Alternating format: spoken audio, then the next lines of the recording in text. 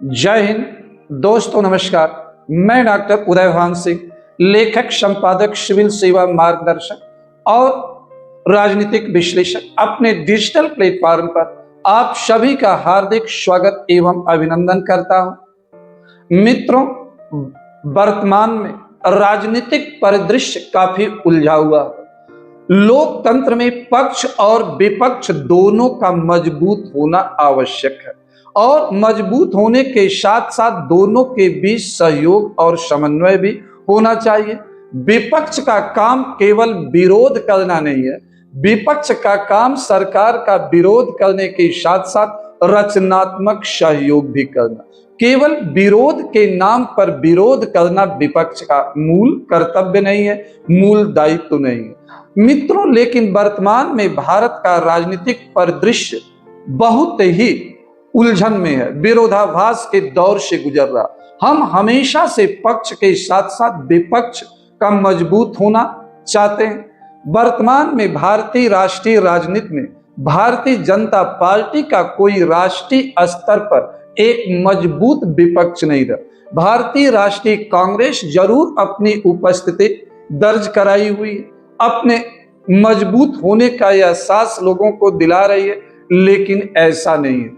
कांग्रेस निरंतर कमजोर हो रही है और यह कमजोर कांग्रेस अचानक नहीं हुई। कांग्रेस जो है 9वीं लोकसभा से लेकर आज तक कमजोर हो रही है। देश में 18 लोकसभा चुनाव हो चुके हैं। 8 लोकसभा चुनाव में ही कांग्रेस को बहुमत मिला। 8वीं लोकसभा के बाद जितने भी लोकसभा के चुनाव हुए हैं, किसी में भी कांग्रेस को पूर्ण बहुमत भी प्राप्त नहीं हुआ। तो हमने कुछ लगभग 1.5 वर्ष पहले इंदौर से प्रकाशित होने वाले एक अखबार में आलेख लिखा था, एक थी कांग्रेस। और अभी हाल ही में प्रकाशित पत्रिका नूतन बिहार और आजकल में भी मैंने एक लेख लिखा, एक थी कांग्रेस। इसको लेकर के मेरी आलोचना भी हुई, प्रशंसा भी हुई और इस आर्टिकल को लेकर चर्चा पर चर्चा भी हुई। तो मित्रों, आज हम आपके साथ चर्चा पर चर्चा करने जा रहे हैं, एक थी कांग्रेस। मित्रों, कभी भारत के राष्ट्रीय राजनीति के क्षितिज पर कांग्रेस का वर्चस्व था, कांग्रेस का बोलबाला था, लेकिन कांग्रेस की अपनी तुगलकी नीतियों के कारण धीरे धीरे कांग्रेस के प्रभाव में कमी आने लगी और कांग्रेस का प्रभाव धीरे धीरे कम होने लगा। यहां तक कि 2014 के लोकसभा चुनाव और 2019 के लोकसभा चुनाव में कांग्रेस को इतनी सीटें नहीं मिली कि वह मान्यता प्राप्त विपक्षी दल का दर्जा भी प्राप्त कर सके। कांग्रेस को 3 अंकों में भी सीटें नहीं मिली। हालांकि 2019 में कांग्रेस ने अपने को पुनः रिवाइव थोड़ा किया, लेकिन फिर भी कांग्रेस 3 अंकों में नहीं पहुंच पाई। मित्रों, कांग्रेस का पतन जो हुआ है अचानक नहीं हुआ। इसके लिए हम पीछे नहीं जाते हैं, हम बहुत अधिक पीछे नहीं जाएंगे। 1989 के लोकसभा चुनाव और उसके बाद के घटना को हम दृष्टिपात। 1985 में राजीव गांधी सत्ता में होते। अक्टूबर 1984 में श्रीमती इंदिरा गांधी की हत्या के बाद 31 अक्टूबर 1984 को श्रीमती इंदिरा गांधी की हत्या होती है। राजीव गांधी प्रधानमंत्री बनते हैं। उसके बाद लोकसभा के चुनाव कराए जाते हैं और राजीव गांधी को प्रचंड बहुमत मिलता। उतना बहुमत आज तक किसी भी भारतीय प्रधानमंत्री को या दल को नहीं मिला। 400 से अधिक सीटें राजीव गांधी और उनकी पार्टी को प्राप्त होती है। इंदिरा गांधी की हत्या के कारण उपजी हुई सहानुभूति लहर का लाभ मिलता और यहीं से कांग्रेस का पतन भी शुरू हो जाता। 1984 में लोकसभा चुनाव के बाद राजीव गांधी को प्रचंड बहुमत मिलता। कुछ उनके द्वारा सकारात्मक कार्य भी किया जाता, दल बदल को रोकने के लिए प्रयास किया जाता, संविधान में संशोधन किया जाता, दल बदल निरोधक कानून बनाया जाता, जिससे कि भारतीय राजनीति में एक सुधार। इसका सभी लोगों ने स्वागत।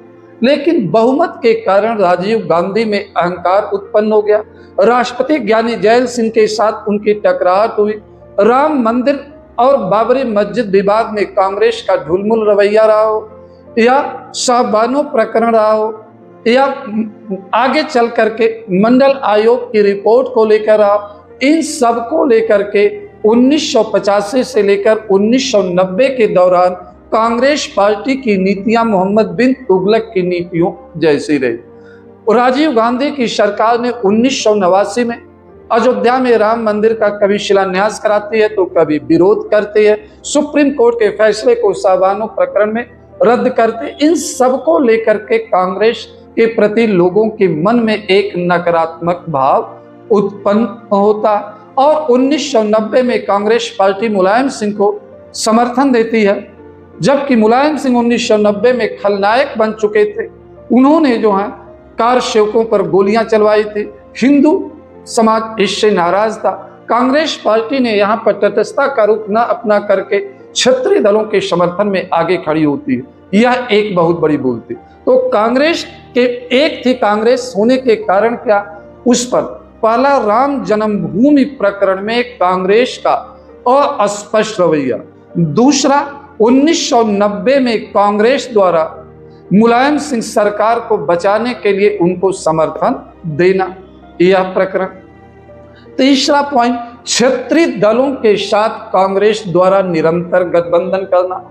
1993 में लोकसभा उत्तर प्रदेश विधानसभा का चुनाव होता, किसी भी दल को स्पष्ट बहुमत नहीं मिलता, गठबंधन को बहुमत नहीं मिलता। भारतीय जनता पार्टी सबसे बड़ा दल, सबसे बड़ा गठबंधन था, लेकिन उत्तर प्रदेश के राज्यपाल ने लोकतांत्रिक मूल्यों का हनन करते हुए समाजवादी पार्टी को सरकार बनाने के लिए आमंत्रित करते, जबकि समाजवादी पार्टी और बहुजन समाजवादी पार्टी का गठबंधन भारतीय जनता पार्टी के गठबंधन से एक सीट कम पाया था। तो यह एक तो भारतीय राष्ट्रीय कांग्रेस ने जो क्षेत्रीय दलों को समर्थन देने की नीति अपनाई, मुस्लिम समाज के संदर्भ में तुष्टीकरण की नीति अपनाई, हिंदू संस्कृति, भारतीय समाज की परंपराओं और मूल्यों का विरोध करने की संस्कृति अपनाई, जम्मू कश्मीर के संदर्भ में ढुलमुल रवैया अपनाया, हजरत बल दरगाह प्रकरण में ढुलमुल रवैया अपनाया, तो इन सब के कारण लोगों के मनो मस्तिष्क पर नकारात्मक प्रभाव पड़ा। 1985 से 89 के दौरान बोफोर्स प्रकरण के कारण कांग्रेस के प्रधानमंत्री राष्ट्रीय अध्यक्ष राजीव गांधी की जो मिस्टर क्लीन की छवि प्रभावित हुई। 1991 से 96 के दौरान पीवी नरसिम्हा राव प्रधानमंत्री बने थे, उन पर भ्रष्टाचार के कीचड़ पड़े। अपनी सरकार को बचाने के लिए उन्हें सांसदों को खरीद फरोख्त करने का दोषी पाया गया। यही नहीं, जब 2004 से 2014 तक डॉक्टर मनमोहन सिंह प्रधानमंत्री रहे, 2 कार्यकाल प्रधानमंत्री, तो उनके दूसरा कार्यकाल घोटालों के लिए जाना जाता है, इस स्कैम के लिए। तो इन सब का प्रभाव कांग्रेस के ऊपर पड़ा। कांग्रेस के जो पतन का कारण एक थी कांग्रेस का कारण। पहला कारण मैं आपको बताता, राम जन्मभूमि बाबरी मस्जिद के संदर्भ में कांग्रेस का ढुलमुल और विरोधाभासी रवैया। दूसरा, क्षेत्रीय दलों को समर्थन देना, हजरत बल दरगाह प्रकरण, शाहबानो प्रकरण, राष्ट्रवादी मूल्यों से दूर होना, भ्रष्टाचार का प्रत्यक्ष या अप्रत्यक्ष रूप से समर्थन करना, उत्तर प्रदेश में मुलायम सिंह यादव को समर्थन देना, अखिलेश यादव के साथ गठबंधन करना, बिहार में राष्ट्रीय जनता दल को अपना चिरकालीन मित्र बनाना, साथी बनाना, इन सब का परिणाम पड़ा। वर्तमान में पूरी तरह से कांग्रेस पार्टी गांधी परिवार के नेतृत्व में काम करती है। भले आज मल्लिकार्जुन खड़गे अध्यक्ष, लेकिन वह भी गांधी परिवार के इशारे पर कार्य कर रहे हैं। तो श्रीमती सोनिया गांधी और राहुल गांधी की नीतियां कांग्रेस को खत्म करने का काम कर।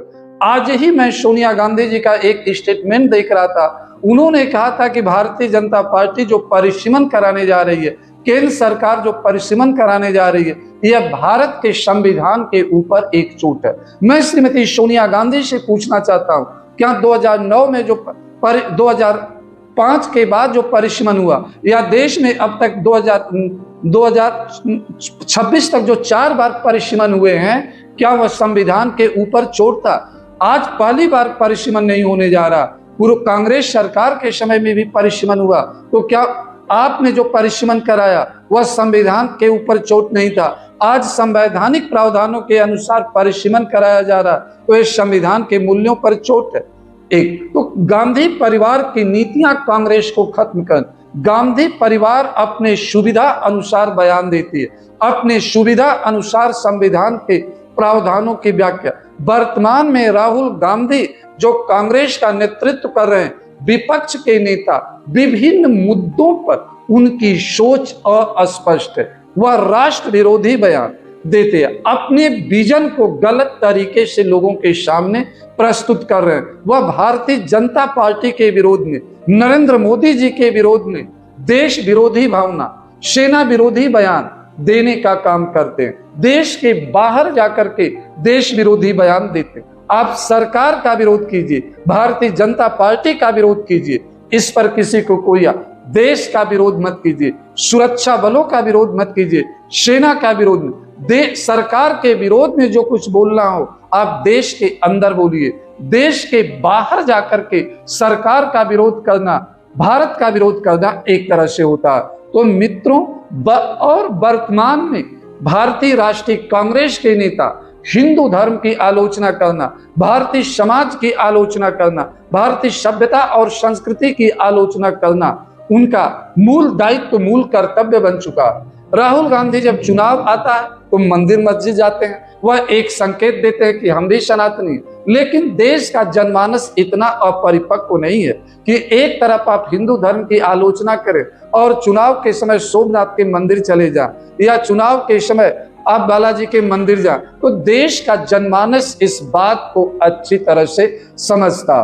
देश का जनमानस अपनी सभ्यता, संस्कृति, परंपरा को छोड़ना नहीं चाहता, उसकी आलोचना नहीं सुनना चाहता। हम यह नहीं कह रहे हैं कि आप हमारी आलोचना मत करिए, लेकिन आलोचना का तौर तरीका, आलोचना का विषय, अपने काम करने के तौर, हम ये नहीं कह रहे हैं कि राहुल गांधी में योग्यता नहीं है, राहुल गांधी में प्रतिभा नहीं है, राहुल गांधी में विजन नहीं, लेकिन राहुल गांधी दिग्भ्रमित है। राहुल गांधी के सलाहकार उनको गलत सलाह देते।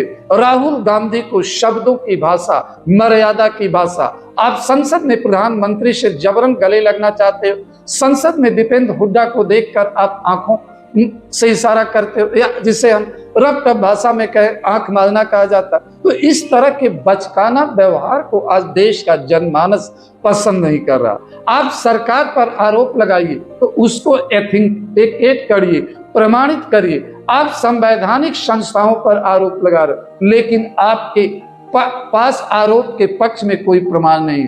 आप सुप्रीम कोर्ट में आप तथ्य प्रस्तुत नहीं कर पा रहे, आप सुप्रीम कोर्ट की फटकार चुन रहे। तो मेरे मित्र, कब तक आप देश के लोगों को गुमराह। अगर कांग्रेस पार्टी को पुनः अपने को मजबूत बनाना, तो सबसे पहले कांग्रेस पार्टी को क्षेत्रीय दलों से अपने संबंध विच्छेद करना हो।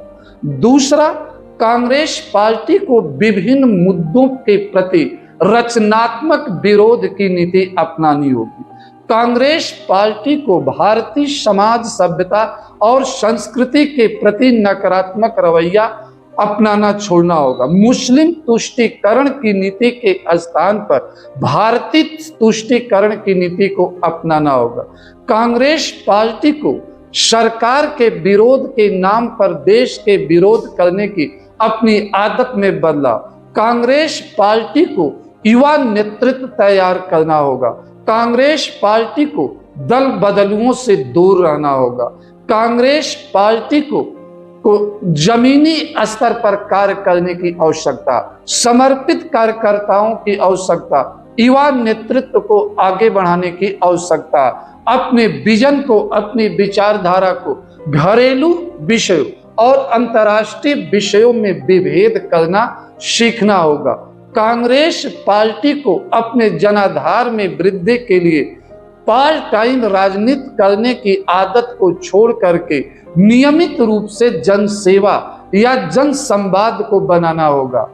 कांग्रेस पार्टी को भारतीय जनता पार्टी से सीखना होगा कि कैसे भारतीय जनता पार्टी 2 सीटों से अपनी संख्या को बढ़ा करके 313 करती है, कैसे भारतीय जनता पार्टी पराजय को विजय में बदलती है, कैसे भारतीय जनता पार्टी लोगों के साथ संवाद स्थापित करती।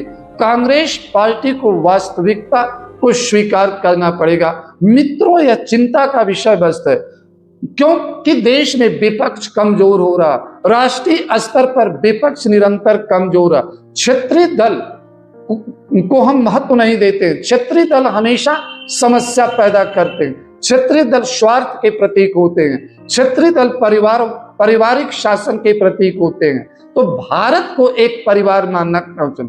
लालू यादव पूरा बिहार नहीं है, मुलायम सिंह एक पूरा उत्तर प्रदेश नहीं है, समाजवादी पार्टी पूरा उत्तर प्रदेश नहीं है। तो हमें पारिवारिक शासन का विरोध करना, क्षेत्रीय दलों का विरोध करना, कांग्रेस पार्टी को राष्ट्रीय मूल्यों और क्षेत्रीय मूल्यों के बीच विभाजक रेखा खींचनी होगी। भारतीय जनता पार्टी को हराना है, भारतीय जनता पार्टी का विकल्प बनना है, उस प्रकार का आचरण भी करना होगा जिससे देश का जनमानस आपके ऊपर स्वीकार कर सके। आपके विचार में, आपके व्यवहार में, आपके सिद्धांतों में, आपकी कार्यशैली में वह दिखाई पड़े। मर्यादित व्यवहार करने की आवश्यकता। केवल आक्रामक व्यवहार करने से हम आप लक्ष्य को प्राप्त नहीं कर सकते। कांग्रेस पार्टी के समर्थकों से मेरा आग्रह है कि आप अपने नेतृत्व को आगाह करिए कि अगर हमें मजबूत होना है तो अखिलेश यादव को टाटा बोलना है, तेजस्वी को टाटा बोलना है, ममता दीदी को टाटा बोलना है, अरविंद केजरीवाल को टाटा बोलना, अर्थात जो क्षेत्रीय दल हैं, पारिवारिक दल हैं, उनसे जय श्री राम कहना ही जरूरी, जय राम कहना ही अधिक उपयुक्त। अदरवाइज कांग्रेस पार्टी का कोई भविष्य नहीं मुझे दिखता है। हालांकि मैं भविष्य वक्ता नहीं हूँ, ज्योतिषी नहीं हूँ, यह मुझे कहने का अधिकार नहीं है, लेकिन वर्तमान में जो भारतीय राजनीति की दशा और दिशा है उसको देखते हुए मुझे कहने में कोई संकोच नहीं है। एक थी कांग्रेस। जय हिंद, नमस्कार।